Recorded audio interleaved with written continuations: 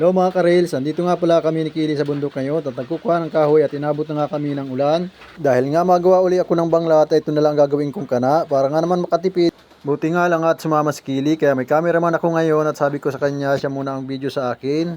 At mahirap talaga kapag wala kang cameraman kaya kung mag-vlog ka dapat may sarili kang cameraman. At ang lalaki nga ng kahoy na nakuha ko dito kaya ito binalatan ko at nang gumaan-gaan. Dahil nga napakalayo pa ng pagdadala namin ito ni Kili. Pagkat ito ay papasanin lang namin galing dito hanggang doon sa baba hanggang makarating sa may hauler na aming pagsasakyan. Buti na lang sumama si Kili at meron akong katulong sa pagbubuhat. Dahil nga malalaki ang nakuha kong kahoy ay ito ay mabibigat. At madami kaming nakuhang kahoy kaya ito babalik-balikan namin at hindi namin ito kayang dalhin ng isang dalahat.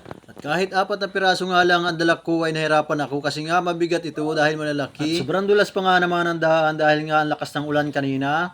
Buti na nga lang at hindi ako nakalimut magsuot ng buta. At ito nga ay dadalhin ko na sa baba kung saan andun yung hauler namin ni Kili na pagsasakyan ito mga kinuha namin kahoy. At madami nga naman ito kaya kailangan ng hauler. At pasensya nga pala kayo sa aking busis dahil nautal-utal pa. Hindi nga ako sanay mag-voice over sa aking mga video.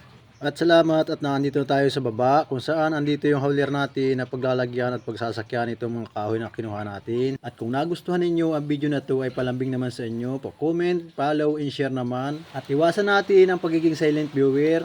Kailangan dito ay proper engagement. Kung ikaw ay small content creator na tulad ko ay ito ang kailangan natin. At ito na nga yung nakuha namin kahoy ni Kili at ikakarga ko na nga ito sa hauler. Nanakit nga naman ang balikat ko sa pagpasa ng mga kahoy na ito ay pagkalalaki talaga at pagkabibigat. Pati nga daw si Kili ay nanakit ang katawan dahil hindi nga naman siya sanay magbuhat. Hanggang dito na nga lang ang video na to at hanggang sa susunod. Thank you for watching. Babu!